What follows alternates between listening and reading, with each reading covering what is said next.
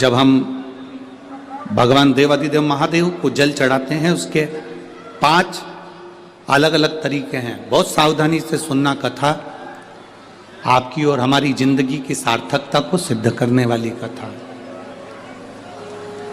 आज पंजाब की इस पवित्र भूमि पर अगर ये प्रसंग निकला है तो इसको आप अगर सुनेंगे तो आपका जीवन सार्थक होगा। शिव जी को 5 तरह से जल चढ़ाने का तरीका है। जैसे पंचामृत होता है, दूध, दही, ये सब पंचामृत के अंतर्गत आते हैं, उसी तरह शंकर जी को 5 तरह से जल चढ़ाने का क्रम वर्णित किया गया। अब उसको समझेंगे, बहुत सावधानी से समझिएगा। पहला, जल लेकर आए, सीधे डायरेक्ट शंकर भगवान के शिवलिंग पर चढ़ा दिया। ये प्रथम जल का चढ़ाने का तरीका।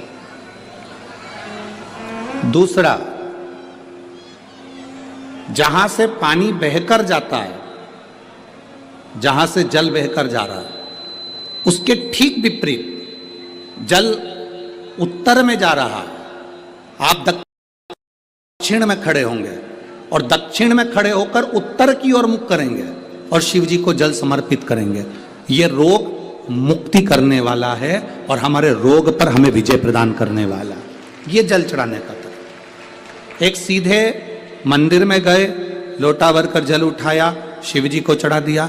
दूसरा जल, जहां से पानी बहता है, शिव जी का चढ़ा हुआ जल जहां से बहकर जाता है, उसके ठीक विपरीत में शिव जी का जल इधर जा रहा है तो तुम यहां खड़े हो, तुम यहां बैठो, यहां मत बैठना, यहां मत बैठना, इधर बैठो। अगर रोग का निवारण है तो यहां बैठकर। तीसरा, अशोक सुंदरी से जल चढ़ाते चढ़ाते शिवलिंग तक लेकर जाना और शंकर भगवान के शिवलिंग पर पूर्ण जल समर्पित करना। ये तीसरा तरीका। ये कार्य सिद्धता के लिए। हम जब किसी से आस ना लगाकर परमात्मा से विनती करते हैं तो वो विनती करने का तरीका। तीसरा। चौथा, शिव जी पे चढ़ा हुआ जल 5 जगह पर समर्पित करना। गणेश जी, कार्तिकेय, अशोक सुंदरी, शिवलिंग और जलाधारी। ये चौथा क्रम है।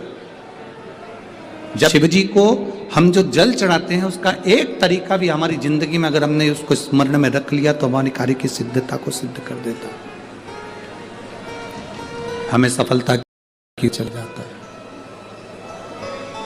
सीधे जल चढ़ाना, दक्षिण में बैठकर उत्तर की ओर मुख कर कर जल चढ़ाना, अशोक सुंदरी से लेकर शिवलिंग तक जल चढ़ाना, 5 स्थान पर गणेश के, अशोक सुंदरी, जलाधारी, शिवलिंग पर जल चढ़ाना 5 स्थान पर।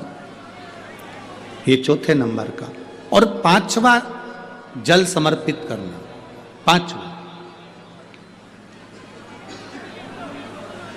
5वें नंबर का जल।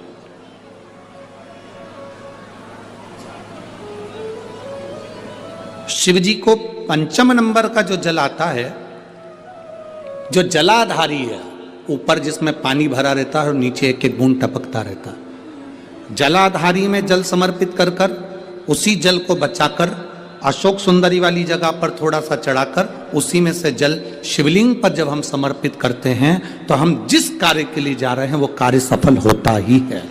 ये 5वां नंबर का जल समर्पण।